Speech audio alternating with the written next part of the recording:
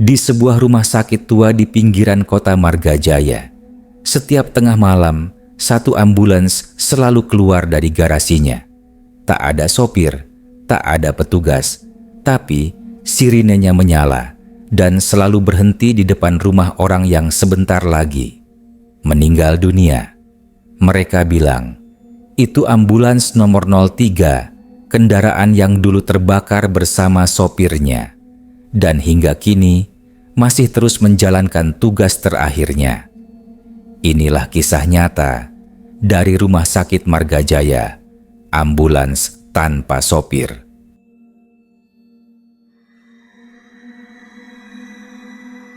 Pukul 2:13 dini hari, suasana di Rumah Sakit Margajaya benar-benar hening. Angin berembus dingin lewat celah-celah pintu kaca IGD yang sudah lama tak rapat sempurna. Aroma karbol dan obat bius bercampur dengan bau lembab dari taman belakang, membentuk hawa yang aneh antara steril dan menakutkan. Rama, petugas keamanan yang sedang berjaga malam itu, berdiri di pos depan sambil menatap layar ponselnya. Ia sudah terbiasa dengan kesunyian malam. 4 tahun bekerja di sana membuatnya hafal tiap bunyi, entah suara kucing dari gudang linen atau suara lift lama yang berdecit di lantai 2. Tapi malam itu ada sesuatu yang berbeda. Dari arah parkiran kendaraan dinas terdengar suara mesin menyala pelan. Brrrm. Rama mengangkat kepala, alisnya mengerut. Ia tahu tidak ada sopir yang bertugas malam ini. Semua ambulans seharusnya dikunci dan disegel oleh bagian operasional pukul 10 malam. Ia berdiri perlahan, menyalakan senter, lalu berjalan keluar pos. Udara di luar menggigit kulit. Langit berwarna kelabu, pertanda hujan baru saja reda. Di bawah lampu sorot parkiran, tampak 3 ambulans berjejer rapi. Salah satunya, ambulans putih tua bertuliskan Margajaya 03, menyala dengan lampu depan berkedip. Mesin hidup, tapi tidak ada orang di dalam. Rama menelan ludah. "Pak Wito, apa masih ada orang di bengkel?" tanyanya lewat HT. Tak ada jawaban. Ia melangkah pelan, sepatu bootsnya menapak di genangan air, menimbulkan suara ceplak-ceplak yang membuat suasana makin mencekam. Ketika ia sampai di depan mobil, lampu hazard menyala sendiri. Tiba-tiba, lampu sirine di atap mulai berputar, menyorot warna merah ke dinding rumah sakit. "Siapa di sana?" teriak Rama, menyorot kabin depan dengan senter. Kabin kosong, sabuk pengaman tergantung. Di jok sopir hanya ada jejak abu hitam, seperti bekas terbakar. Tiba-tiba mobil itu bergerak mundur perlahan. Rama refleks melompat ke samping. Mesin meraung, ban berputar sendiri, dan ambulans itu melaju ke arah gerbang keluar. "Woi, berhenti!" Rama berteriak sambil mengejar. Tapi kendaraan itu makin cepat. Ia menekan tombol sirene di gerbang, memanggil bantuan. 2 petugas lain keluar dari pos satpam, tapi terlambat. Ambulans itu sudah meluncur ke jalan desa. Sirinenya meraung di tengah malam sepi, membelah kabut tipis. Tak ada sopir, tak ada penumpang, hanya sorot lampu yang melintas ke arah desa Tegal Sari. Setelah ambulans menghilang, Rama dan 2 petugas segera memeriksa gudang kunci. Semua kunci ambulans masih tergantung. "Berarti, siapa yang nyalain itu mobil?" gumam Rama dengan suara bergetar. Mereka langsung menuju ruang CCTV. Di layar rekaman, waktu menunjukkan pukul 2:14. Rama nyaris tak percaya dengan apa yang ia lihat. Ambulans Margajaya 03 tampak bergetar pelan, lalu bergerak sendiri keluar parkiran. Tidak ada bayangan manusia sedikit pun di kursi sopir, juga tak ada tangan di setir. Semua yang melihat rekaman itu terdiam. Salah satu petugas berbisik lirih, "Masih ingat gak 2 tahun lalu mobil itu kebakar? Sopirnya meninggal di dalam..." Rama menatapnya tajam. "Maksudmu arwahnya?" Tak ada yang menjawab.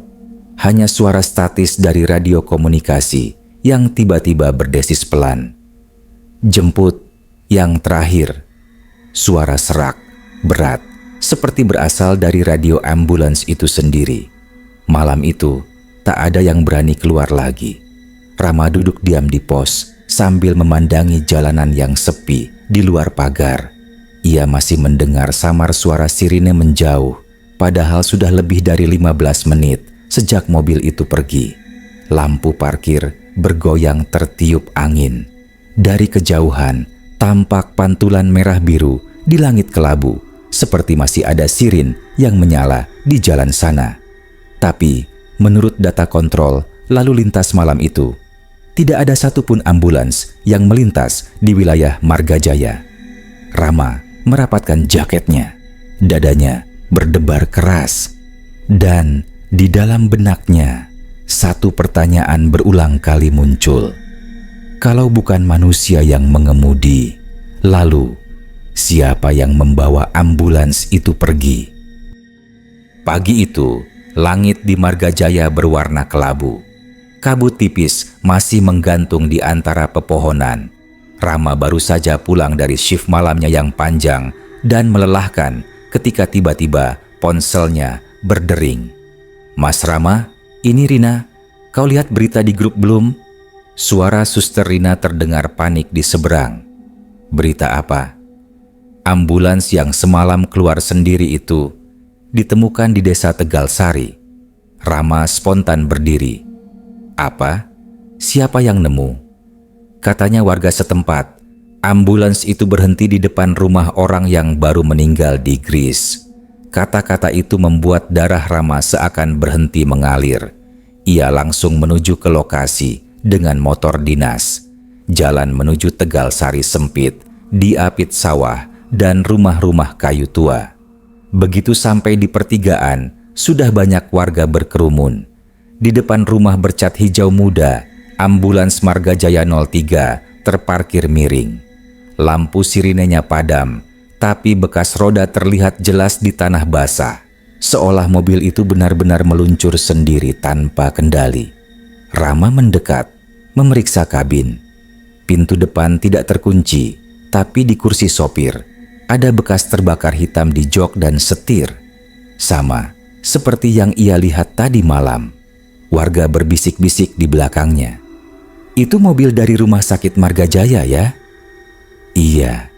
Padahal nggak ada yang nelpon ambulans semalam loh." Tak lama, seorang wanita paruh baya berteriak dari depan rumah, menangis tersedu-sedu.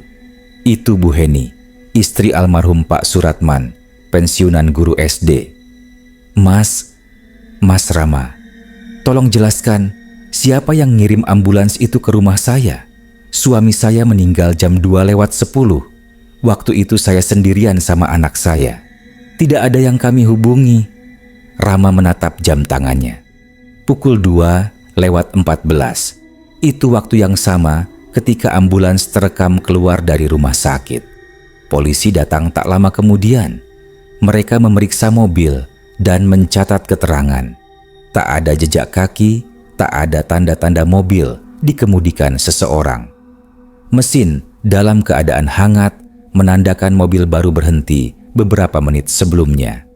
Namun, yang membuat merinding, di dashboard ditemukan bekas sidik jari hangus dan bercak jelaga membentuk huruf samar. J, E, M, P, U.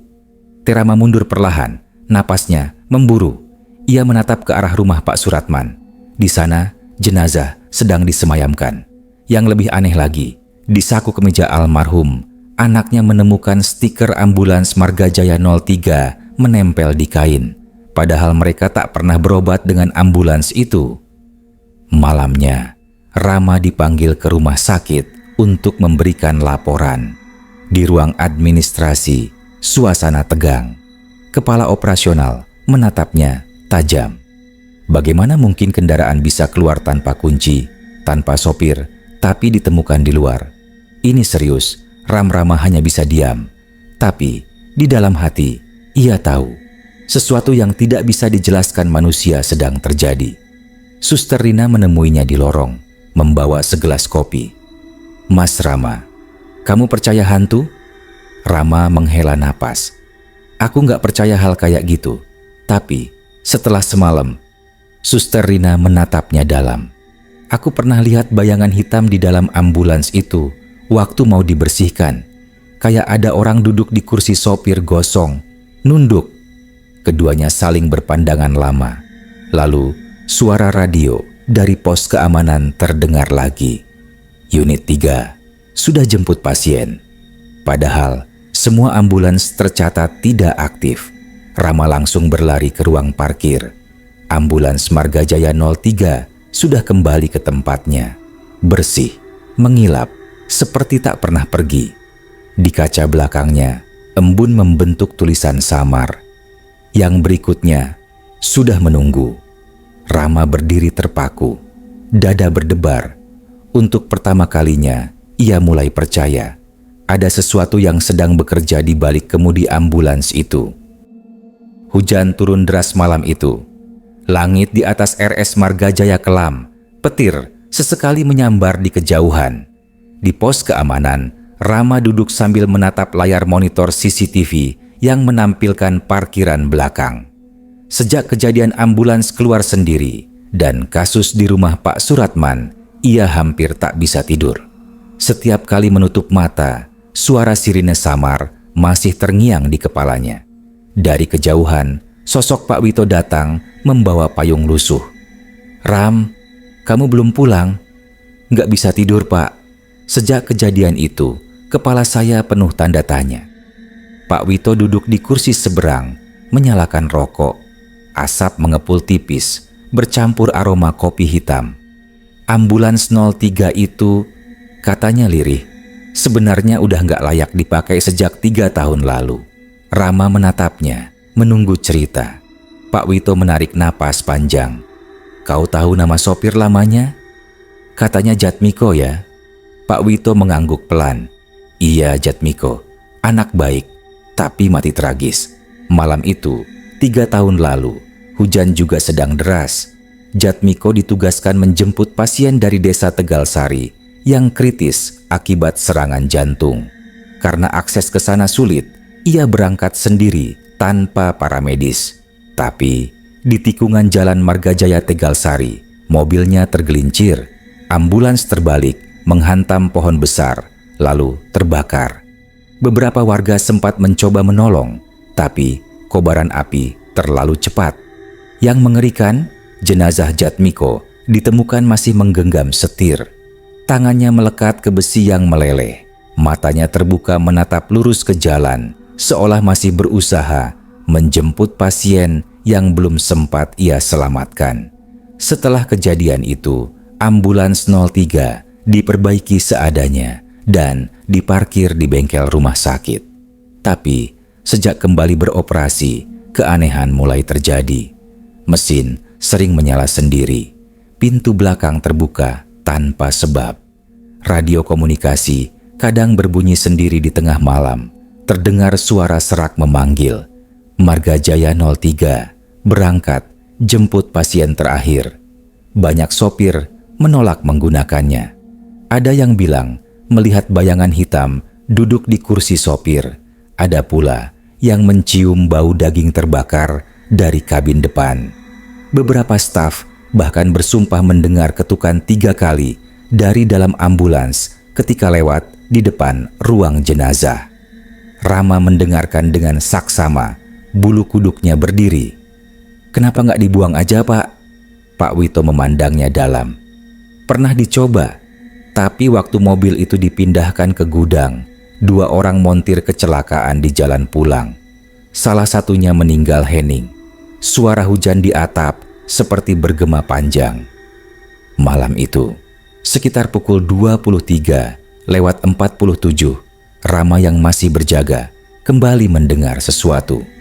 Suara dari radio komunikasi di posnya berbunyi statis, lalu perlahan terdengar suara berat. "Unit 3, siapkan diri. Pasien berikut menunggu." Rama spontan berdiri. "Pak Wito, dengar nggak barusan?" Tapi Pak Wito sudah tak ada di tempat. "Pos kosong. hanya gelas kopi yang masih berasap. Rama menatap monitor CCTV. Ambulans 03 yang tadi siang diperiksa. Kini lampunya menyala. Sirinenya berputar pelan tanpa suara. Efek visual merah biru menari di tembok parkiran. Ia berlari keluar sambil membawa senter. Di bawah hujan deras, ambulans itu bergetar halus seperti sedang dipanaskan. Rama mendekat perlahan. Dari balik kaca depan, terlihat siluet seseorang duduk di kursi sopir. Bahunya hangus, kulit wajahnya hitam melepuh, dan matanya menyala redup. Jatmiko. Sosok itu menoleh pelan ke arah Rama, lalu bibir gosongnya bergerak, suaranya serak terbakar. "Ayo Ram, bantu aku, jemput yang terakhir." Tiba-tiba, lampu sirin menyala terang. Mesin meraung keras dan ambulans itu meluncur mundur. Rama mundur panik, terjatuh ke genangan air. Mobil itu meluncur menuju gerbang, dan seperti sebelumnya, pintu gerbang terbuka sendiri. Rama berdiri terpaku, napasnya memburu. Di aspal, ia melihat sesuatu jatuh dari mobil. Kartu identitas lama milik Jatmiko, gosong separuh. Di bagian belakang kartu tertulis dengan spidol, lebih besar, "Aku masih bekerja, walau mereka mengira aku mati."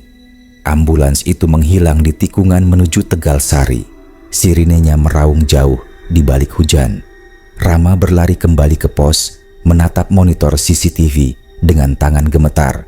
Di layar, terlihat ambulans itu baru saja keluar. Tapi, di frame berikutnya, mobil itu sudah tidak ada sama sekali. Ia menatap hujan di luar. Samar-samar, dari kejauhan, suara radio kembali terdengar.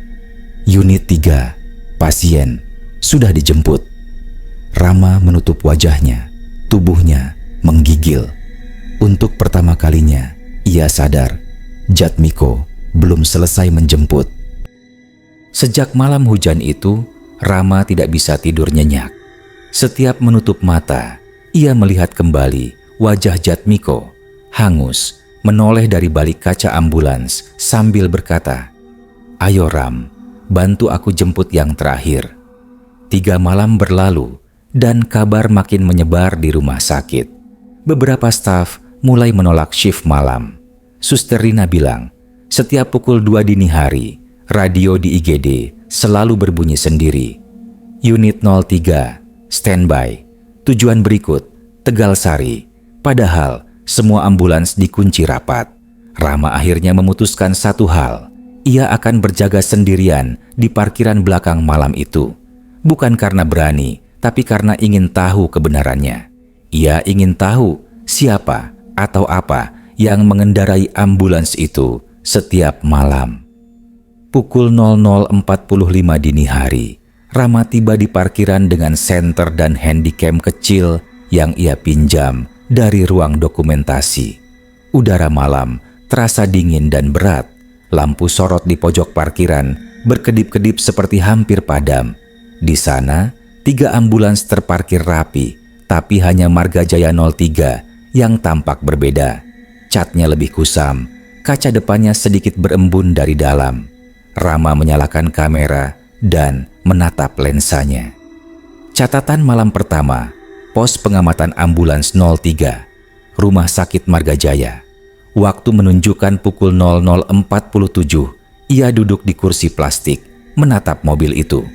Hening, hanya suara jangkrik dan kipas pendingin ruangan dari atap belakang.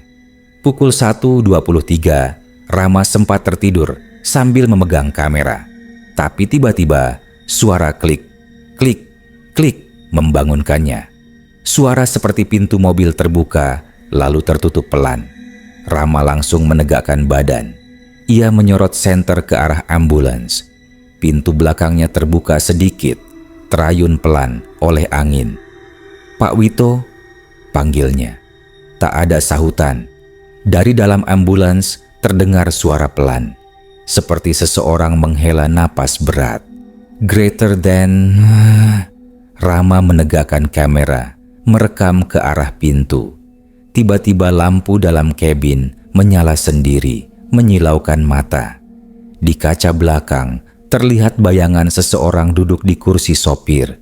Bayangan itu bergerak, menunduk, lalu perlahan menoleh ke arah Rama. Wajahnya hitam terbakar, mata putih menyala samar, Jatmiko. Rama menjatuhkan kameranya. Tubuhnya kaku. Sirin ambulans mulai menyala pelan, berputar tanpa suara. Cahaya merah menari-nari di wajah Rama yang pucat. Tidak mungkin, desisnya. Ambulans itu mulai bergerak mundur sendiri. Mesin meraung, roda berputar di atas kerikil. Rama menyingkir cepat, hampir terpeleset. Pintu kabin belakang terbuka penuh, menabrak tembok beton dan berhenti di situ. Dari dalamnya, hembusan udara dingin keluar seperti kabut. Dan dari kabut itu, tampak sekilas siluet tubuh-tubuh terbaring. Bayangan pasien yang sudah meninggal menatap Rama tanpa mata. Ia mundur gemetar, tapi dari dalam ambulans terdengar suara Jatmiko serak berat. Masih ada satu yang belum dijemput, kamu tahu siapa, Ram? Rama berlari ke pos, menekan alarm darurat. Tapi tak ada satupun staf yang muncul. Lampu di pos berkedip, lalu mati total. Dalam kegelapan, radio di meja berbunyi sendiri. Suara statis, lalu suara serak. Unit 03, pasien berikutnya, Rama Prasetyo.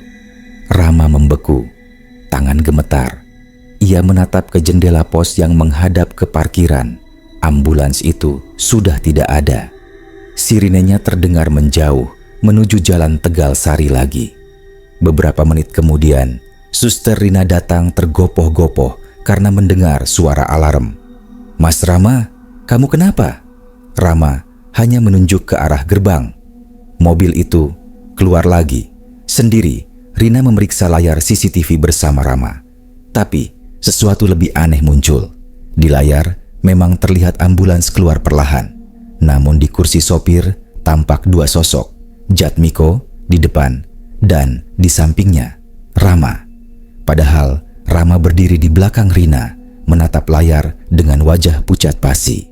Mereka berdua saling pandang tanpa suara. Sirin dari kejauhan masih terdengar samar, menuju arah desa yang sama. Setelah malam itu, Rama tidak pernah sama lagi. Tubuhnya ada di pos, tapi pikirannya masih tertinggal di parkiran. Rekaman CCTV yang mereka lihat semalam, bayangan dirinya duduk di kursi sopir bersama Jatmiko, membuat darahnya membeku.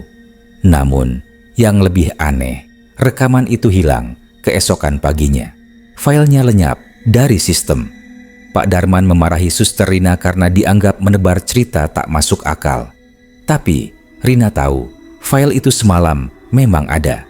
Sore harinya, Rina mendatangi Rama di pos jaga. Mas Rama, saya cari tahu tentang Jatmiko. Katanya dia dulu bukan cuma sopir biasa, ucap Rina lirih sambil melirik sekitar. Rama menatapnya lelah. Maksudmu? Dia dulu penjemput terakhir di tiap kasus kematian parah. Kalau pasiennya meninggal di perjalanan, dia yang biasa mengantar sampai kubur. Bahkan malam-malam suka balik lagi ke lokasi. Rama terdiam. Ia teringat suara Jatmiko semalam. Masih ada satu yang belum dijemput. Malam itu, Rama tak bisa tidur. Sekitar pukul 1.15, ponselnya bergetar. Nomor tak dikenal.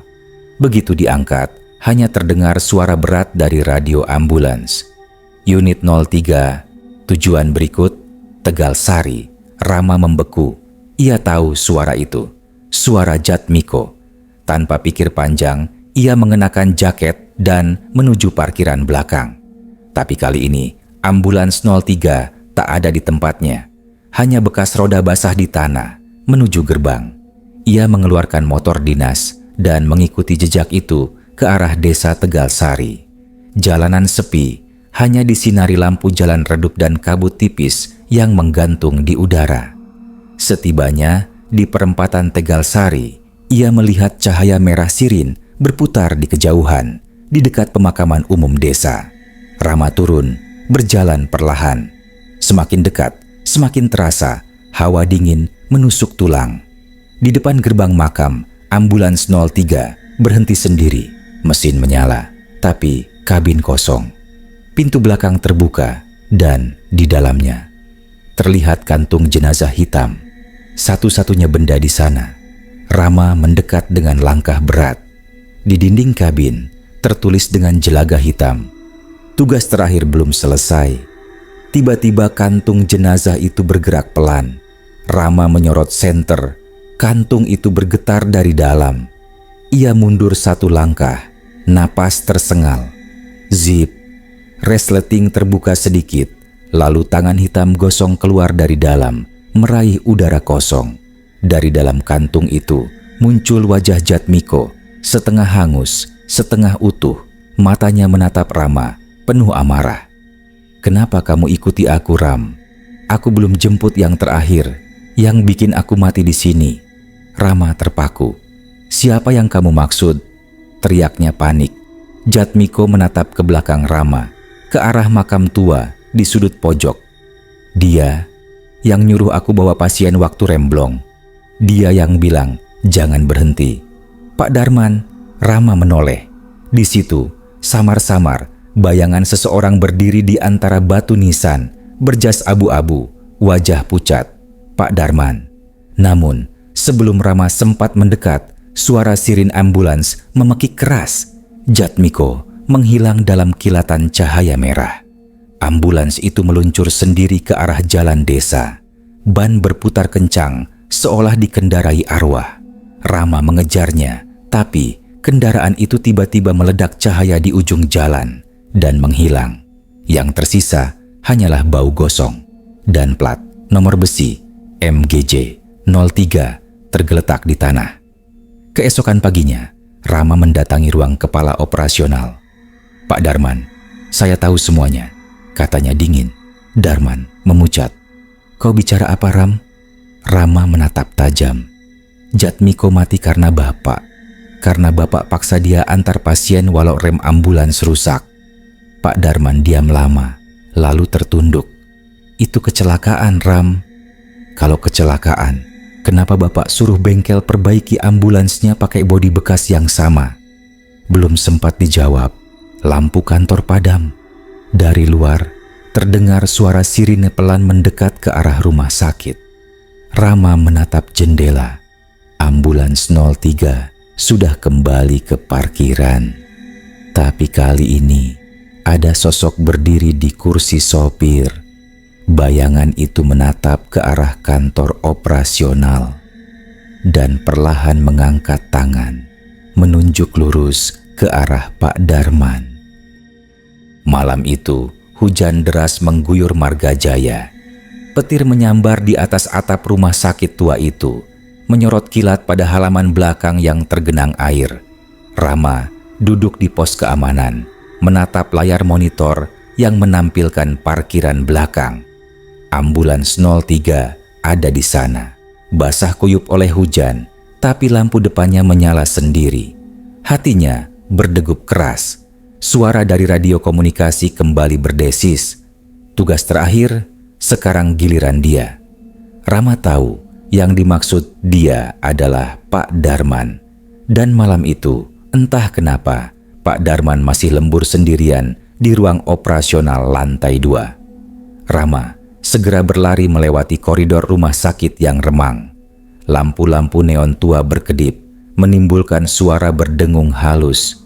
Setiap langkahnya memantul di dinding, bersahut-sahutan dengan gemuruh hujan. Ketika ia sampai di depan ruang operasional, pintu terbuka sedikit. Dari dalam terdengar suara seseorang menangis pelan. Rama mengintip. Pak Darman duduk di kursinya, menatap foto tua di meja. Foto dirinya bersama Jatmiko dan para sopir lain. "Maaf, Mik, aku gak pernah niat bunuh kamu," ucapnya lirih. "Aku cuma takut ambulans itu ketahuan rusak, rumah sakit bisa ditutup." Lalu terdengar suara langkah berat di lorong. Pelan, berderap seperti sepatu boots yang basah. Rama membalikkan badan. Lorong itu kosong, tapi udara tiba-tiba menurun drastis. Napasnya terlihat keluar sebagai embun dingin. Ketika ia menatap lagi ke arah ruang Darman, lampu ruangan padam total. Suara tangisan berubah jadi jeritan. "Ah!" Rama menendang pintu. Di dalam, ia melihat Pak Darman terangkat dari kursinya, dicekik oleh sosok hitam gosong dengan seragam sopir yang masih menempel di tubuhnya. Jatmiko. Mata arwah itu menyala merah di kegelapan.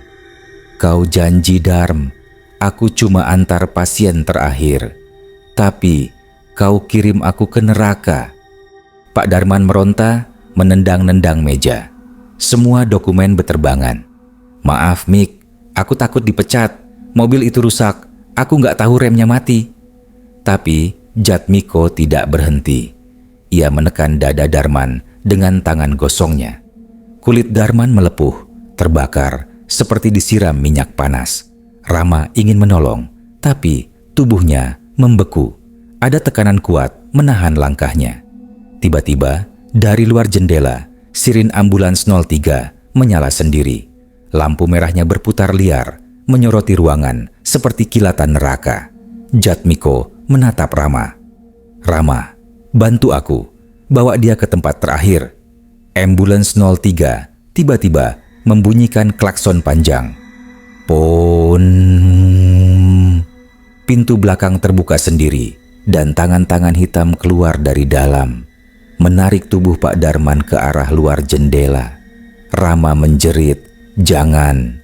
Tapi terlambat. Tubuh Pak Darman terseret keluar dan jatuh tepat di jalan belakang rumah sakit, di mana ambulans 03 menunggu. Pintu belakang menutup sendiri, dan mobil itu melaju kencang menembus hujan lebat. Rama berlari keluar, naik motor dinasnya, mengejar sekuat tenaga. Di jalan Tegalsari, ia bisa melihat cahaya sirin di depan. Ambulans itu terus meluncur ke arah sungai Kaliserut. Sampai di tepi sungai, ambulans berhenti. Rama turun, menggigil. Ia melihat Jatmiko berdiri di depan mobil, menatapnya dengan mata kosong. "Sekarang sudah lengkap. Aku jemput semuanya." Rama berjalan mendekat, tapi tanah di bawahnya tiba-tiba retak. Banjir mengalir deras. Ambulans 03 perlahan meluncur ke sungai, tenggelam bersama cahaya sirinenya. Suara Jatmiko terdengar samar dari dalam air. Tugas selesai, tapi penjemput masih perlu pengganti. Seketika pintu ambulans dari dalam terbuka, dan tangan hitam itu keluar, menarik Rama masuk ke dalam air. Pagi harinya, warga desa menemukan ambulans Marga Jaya 03 terdampar di tepi sungai. Mesinnya mati, tapi lampu depan masih menyala. Di dalam kabin, duduk Rama, wajahnya tenang, tangan masih menggenggam setir erat-erat. Di kaca depan tertulis dari dalam, "Giliranku menjemput." Rumah sakit Marga Jaya kini sudah lama ditutup. Tapi setiap malam Jumat, warga Tegalsari masih mendengar suara sirine yang melintas. Meski tak ada satupun ambulans yang tercatat bertugas malam itu. Beberapa warga mengaku melihat lampu merah biru berhenti di depan rumah mereka. Dan dari radio tuanya terdengar suara serak yang sama. "Unit 3, penjemput berikutnya. Siap." Percayalah, beberapa kendaraan tak pernah benar-benar berhenti bekerja, bahkan setelah sopirnya mati.